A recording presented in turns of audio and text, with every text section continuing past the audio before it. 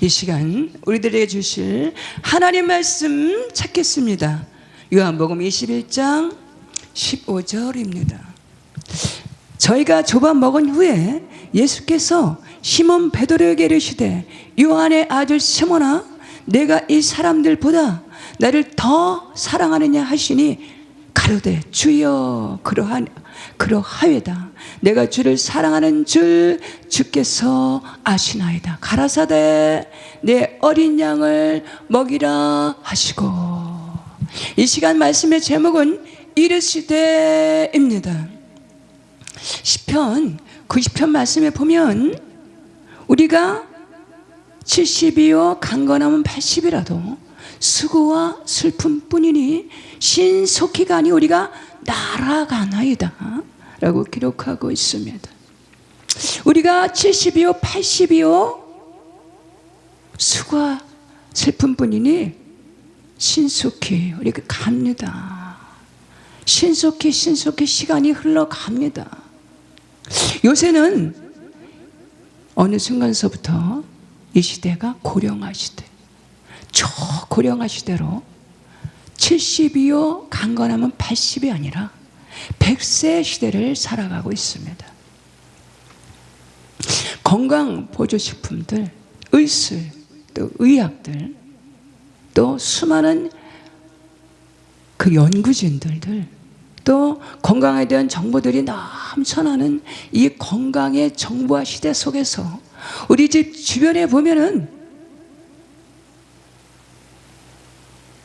공원들 보면은 수많은 공원들 그 안에 보면은 운동기구들이 얼마나 많은지, 공원마다 운동에 필요한 튼튼한 운동기구들이 넘쳐나는 그런 시대에 살고 있습니다. 우리가 부지런해서 건강에 관심을 가지고 건강을 열심히 지킨다면 100세는 넉넉하게 살아가는 그런 시대를 살아가고 있습니다. 어쩌면 우리가 건강을 잘 지키고 돌보면, 잘 관리하면 어쩌면 죽음은 나와 무관하지 않을까? 라고 내심 생각할 때도 있을 것 같습니다. 그러나 히브리서 9장 27절 말씀에 보면 우리 인생들에게는 죽음을 피할 수 없는 것이며 죽으면 그만이지, 죽으면 그만이지가 아니라 그 이후에는 심판이 있을 것을 기록하고 있습니다. 27절 말씀에 보면 한 번 죽는 것은 정해진 것이요 그 후에는 심판이 있으리라. 우리는 죽으면 그만이지, 이렇게 살다가 죽으면 그만이지, 내 눈에 흙이 들어가기 전에 내가 용서하나 봐라. 죽으면 그만이지 라고 하면서 죽음에 대해서 생각할 수 있을 것 같습니다. 그러나 그 이후에는 심판이 있다라고 말씀에서는 분명하게 기록하고 있습니다. 우리는 70이고 80이요 100세 시대를 살아가는 영구적인 삶이 아니라 일시적인 삶, 정해진 삶, 한정적인 삶을 살아가면서 우리 인생들에게 가장 복 중에 복은 무엇일까? 그것은 우리가 어디서 왔다가 왜 살며 어디를 가는지 확신을 가지고 살아가는 것이 인생의 복입니다.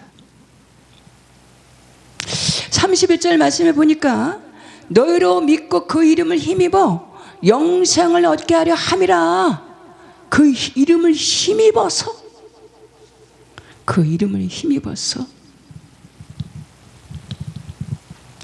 여기서 그 이름을 힘입어서라는 의미는 예수 그리스도의 이름을 힘입어서 그 이름을 믿고 영생을 얻게 하려 함이라. 여기서의 생명이란 영원한 생명을 얻는 것을 의미합니다. 70이요 강건한 80이요 100세의 삶을 살아가는 유한한 인생들, 정해진 삶, 일시적인 삶을 살아가는 우리 인생들에게 가장 큰 복, 최상의 복은 주 예수 그리스도를 믿고 그 영원한 생명을 얻고 그 생명 가운데 살아가는 것, 구원의 확신을 가지고 살아가는 것이 최상의 복인 줄 믿으시기 바랍니다. 할렐루야. 복 중에 복은 주 예수 그리스도의 이름을 믿고 확실하게 믿고 그 생명을 얻어서 그분의 영광을 위해서 살아가는 것이 의미 있고 뜻 있고 보람 있고 좋은 열매를 맺고 살아가는 것이 인생의 가장 큰 복입니다. 할렐루야. 시편 128편 말씀에 복 있는 사람은 하나님을 경외하며 그 길을 걷는 자가 복이 있습니다. 복 있는 사람은 시편 1편 말씀에 하나님 말씀을 즐거워하고 주야를 묵상하는 자가 복이 있습니다. 복이 있는 사람은 마태복음 5장 말씀에 심령이 가난한 자가 복이 있습니다. 심령이 가난한 자가 복이 있나니 저희가 천국이 저희 것이며 할렐루야. 계시록 1장 3절 말씀에 하나님 말씀을 읽고 듣고 지키는 자가 복이 있습니다. 이르시되 두 번째로는 1절 말씀에 보니까 그 후에 라고 있습니다. 그 후에. 여기서 그 후에라는 의미는 주 예수 그리스도께서 십자가 달리신 그 후에라는 것입니다. 그러면 그 후에 예수님께서 십자가 달리신 그 후에 이 제자들은 어떻게 되었을까? 그 후에 예수님께서 십자가 달리신 그 후에 이 제자들은 어디로 갔을까? 그 후에 그들이 간 곳은 바로 갈릴리였습니다. 주님을 떠나서 그들이 간 것은 갈릴리였습니다. 우리 인생들이, 우리 성도님들이 하나님을 향한 신앙을 저버리고 교회를 저버리고 떠나버린다면 그들이 기다리는 것은 갈릴리입니다. 다시 옛생활, 옛모습으로 돌아가 버린다라는 것입니다. 우리는 어느 순간에 교회 생활을 멈추고 기도 생활을 멈추고 하나님을 향한 신앙생활을 저버리고 멈춰버리게 된다면 갈 수 있는 것은 다시 갈릴리로 다시 돌아가 버립니다. 옛생활, 옛모습으로 돌아가 버리게 된다라는 것입니다. 본문 말씀에 보니까 그 후에 그 주님의 제자들이 주님께서 십자가 달리시는 장면을 목도하고 확인하고 그들이 간 것은 다시 갈릴리로 고향으로 돌아가 버렸다라는 것입니다. 다시 옛생활로 옛모습으로 돌아가 버렸다라는 것입니다. 그들이 갈릴리로 다시 돌아가 버린 그들이 할 수 있는 것은 뭘까? 갈릴리 호수에서 고기를 잡는 것을 살펴볼 수가 있습니다. 3절 말씀에 보니까 시몬 베드로가 나는 물고기를 잡으러 가노라 하니 그들이 우리도 함께 가겠다. 나도 함께 가겠다 하고 그들이 배에 올랐으나 그날 밤에 아무것도 잡지 못하였더니 여기서 베드로는 어부 출신입니다. 그의 고향은 바로 갈릴리입니다. 그래서 베드로는 어부로서 거장입니다. 수년을 고기잡이 어부 생활을 하였습니다. 그는 갈릴리 호수에서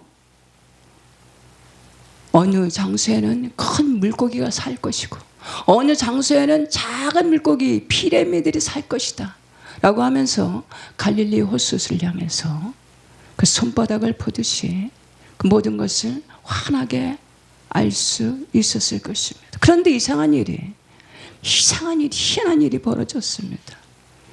그곳에 가서 동료들과 함께 밤새 고기를 잡았지만 4절 말씀에 보니까 날이 새어갈 때에 새벽녘까지 고기를 잡는데 희한하게도 이상하게도 단 한 마리도 잡히질 않는 것입니다. 그날 밤에 아무것도 잡지 못하였더니 베테랑에 나옵니다.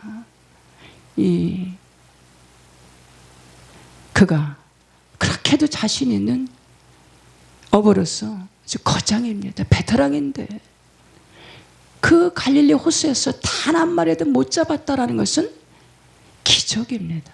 그날 밤에 아무것도 잡지 못하였더니 주님을 버리고 다시 세상으로, 다시 옛 모습, 옛 생활로 돌아가 버린 그들은 스스로가 고기를 잡으면 살면 되겠지, 자신했던 제자들입니다.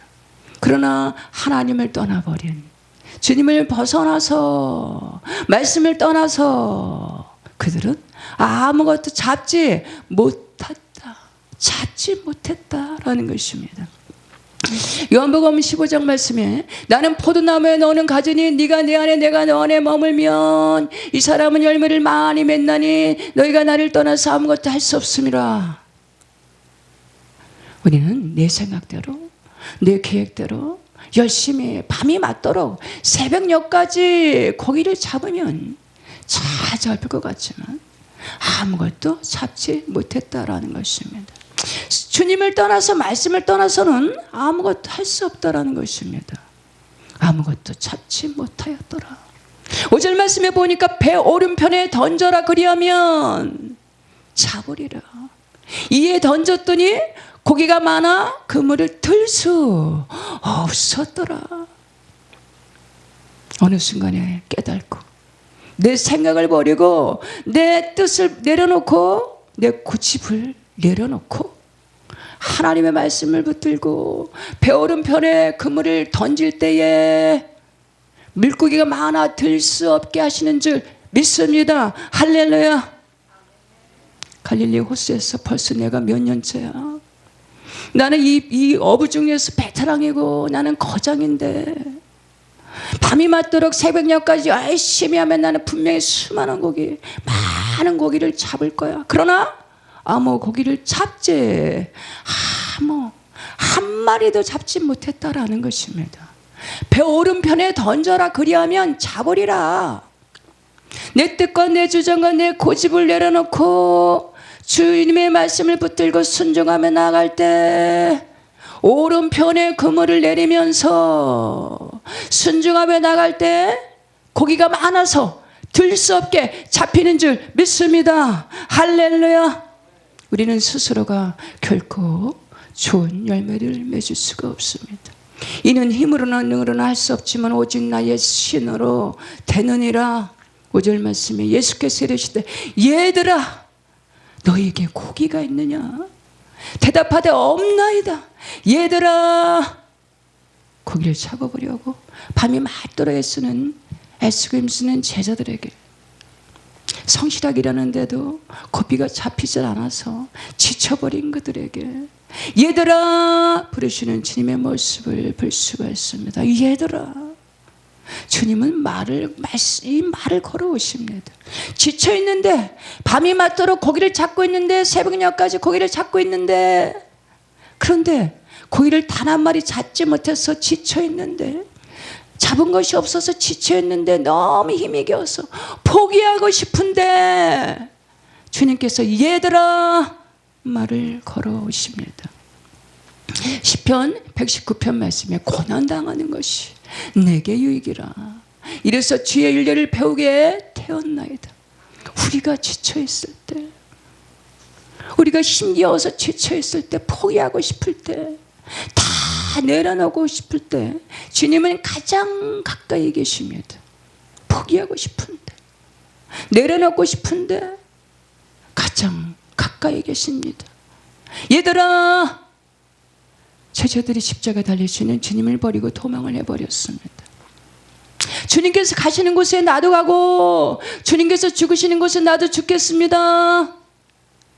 혼장담했던 제자들. 그러나 그들이 십자가 달리시는 주님을 보고 도망을 해버렸습니다. 그렇게 도망을 쳐버린 그들을 향해서 주님은 찾아오시는 것을 볼 수가 있습니다. 얘들아, 우리 같으면 어떻게 할까? 나 같으면 어떻게 할까? 나를 버렸어? 나를 배신해서 나를 버리고 도망을 가버려? 나이가 어떻게 그렇게 할 수 있지? 도무지 이해가 되지 않아. 라고 하면서 그 자리에 가는 것을 망설이게 될 것입니다. 그러나 주님은 당신을 버리고 도망을 가버린, 배신해버린 그 제자들을 찾아서 그곳에서 그들을 지켜보고 서 계시는 것을 볼 수가 있습니다.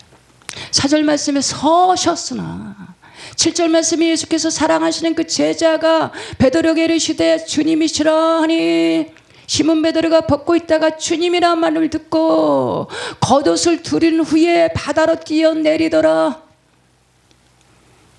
배 오른편에 던지라 그리하면 잡으리라 하시고, 얘들아 말을 걸어오시는데도 주님인 줄 알지 못하는 제자들, 예수신 줄 알지 못하더라. 그런데 그 제자 중에 한 사람이 알아봅니다.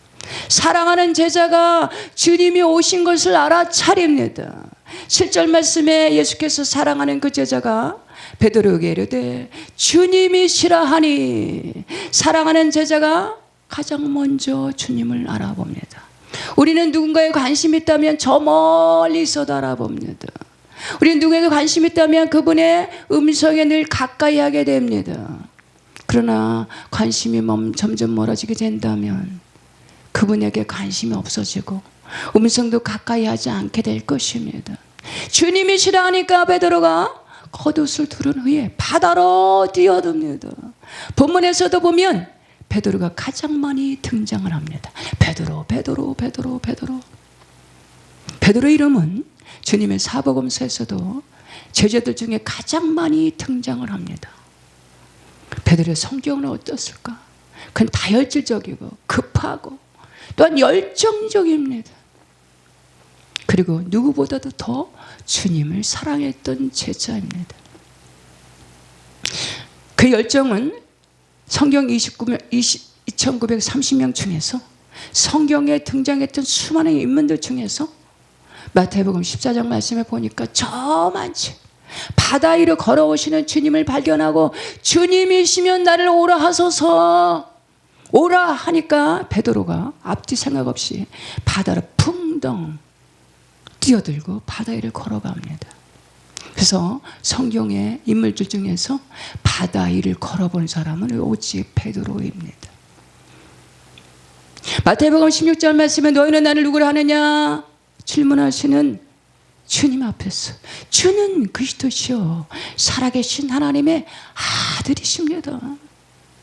주님께서 그를 칭찬하십니다. 바요나 시몬아, 내가 복이 있어. 이를 내게 알게 하는 이는 혈육이 아니오 하늘에 계신 내 아버지시니라. 칭찬을, 아주 극찬을 받는 그의 모습을 볼 수가 있습니다. 근데 13절에서 보니까 이렇게 칭찬 들었던 이 베드로가 이제는 야단을 맞습니다. 사단아, 내 뒤로 물러가라. 너는 나를 넘어지게 하는 자로다. 심한 책망을 받는 모습을 볼 수가 있습니다.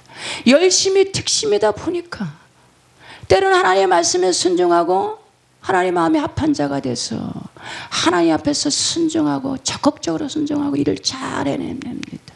그래서 열심히 특심이다 보니까 하나님의 행하신 일보다 주님보다 앞장서 버리게 되니까, 하나님 생각보다 더 앞장서게 되다 보니까, 주님의 일을 잘 이해하지 못하다 보니까 너는 나를 넘어지게 하는 자로다 책망받는 베드로의 모습을 볼 수가 있습니다. 9절 말씀에 보니까 육지에 올라와 보니 숯불이 있는데 그 위에 생선도 있고 떡도 있더라. 밤이 맞도록 새벽이 가까이 오도록 고기잡이에 지친 제자들, 주님은 숯불과 떡과 생선을 준비하고 계신 것을 볼 수가 있습니다. 이렇게 밤이 맞도록 새벽녘까지 바다에서 바닷바람을 쐬면서, 세찬 바닷바람을 쐬면서 지쳐버린 이 베드로에게, 이 제자들에게 필요한 것이 무엇이었을까? 그들은 따스한 숯불이 필요했을 것입니다. 허기에 지쳐버린 이 제자들에게 필요한 것은 숯불, 따스한 숯불, 생선과 떡이었을 것입니다. 하나님은 우리의 필요를 너무 잘 아십니다. 구하라 주실 것이요, 찾으라 찾을 것이요, 두드리라 열리리라. 찾는 이가 찾을 것이요 두드리는 이에게 열릴 것이니, 하나님 우리의 필요를 채워주시는 줄 믿습니다. 하나님 우리의 필요를 공급해 주시는 줄 믿습니다. 넉넉하게 풍성하게 채워주시는 줄 믿으시기 바랍니다. 구하시기 바랍니다. 쉬지 말고 기도하라. 쉬지 않고 기도하는 나라, 교회, 단체, 개인 결코 줄이지 않게 하시고 필요를 채워주시고 승리로 이끌어 주시는 줄 믿습니다. 할렐루야. 14절 말씀, 이것은 예수께서 죽은 자 가운데서 살아나신 후에 세 번째로 제자들에게 나타나시는 것이라. 하나님 나라는 은밀하게 감추고, 하나님 나라를 은밀하게 감춰서 은밀하게 감추는 나라가 아니고, 하나님 나라는 죽은 자 가운데서 세 번째로 나타나신 주 예수 그리스도께서 보여주시고 들려주시고 행하신 것을 드러내는 것이 하나님 나라입니다. 하나님 나라는 여기 있다 저기 있다가 아니라 바로 너희 안에 있느니라. 하나님 나라는 먹고 마시는 것이 아니라 의의 혈액과 평강이라. 할렐루야. 이르시되, 마지막으로는 15절입니다. 그들이 조반 먹은 후에 예수께서 시몬 베드로에게 이르시되, 요한의 아들 시몬아, 내가 나를 이 사람들보다 나를 더 사랑하느냐. 16절에 요한의 아들 시몬아, 네가 나를 사랑하느냐. 17절 말씀에 요한의 아들 시몬아, 네가 나를 사랑하느냐. 이렇게 베드로를 향해서 세 번의 질문을 하시는 것을 볼 수가 있습니다. 요한의 아들 시몬아, 내가 이 사람들보다 나를 더 사랑하느냐. 이 사람들보다, 더 세상보다, 저 물질보다, 네 자신보다, 네 가족보다 나를 더 사랑하느냐. 우리는 하나님을 그 무엇보다 사랑하면 손해를 볼 것 같다라는 생각을 합니다. 여기서 나를 저 사람들보다 더 나를 사랑하느냐 라고 질문하시는 것은 삶의 중심에 하나님을 가장 중심에 둘 수 있느냐라는 것입니다. 우리는 하나님을 가장 사랑하면, 세상의 그 무엇보다도 사랑하면 손해볼 것 같아요. 내심 걱정을 합니다. 그러나 우리 인생들이 우리 삶의 중심에, 가정 중심에, 내 심령 중심에 하나님을 가장 사랑하면서 살아가게 된다면 세상에서 그 무엇보다도 채워지지 않는 2%의 부족이 채워질 것입니다. 조화와 균형이 채워질 것입니다. 우리의 조화 균형이 안정된 심령이 될 것이, 조화 균형으로 주님이 채워주시는 그 에덴으로, 2%의 부족 에덴으로, 조화 균형으로 채워주심으로 말미암아 우리 심령이 안정될 것입니다. 가정이 안정될 것입니다. 평안케 하실 것입니다. 승리케 하실 것입니다. 역대하 20장 말씀에 사방을 평안케 하셨더라. 이 사람들보다 나를 더 사랑하느냐. 주 하나님 아버지를 이 사람들보다 더 사랑하시는 조화와 균형을 이루어서 참 평안함을 누리고 살아가는 저 우리 모두가 되시기를, 이 방송을 시청하는 모든 심령들이 되시기를 주 예수 그리스도 이름으로 축복합니다. 아멘.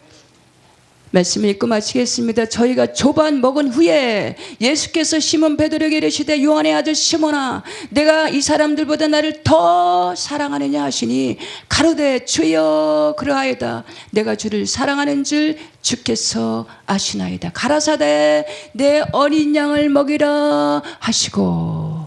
아멘. 말씀을 마치겠습니다.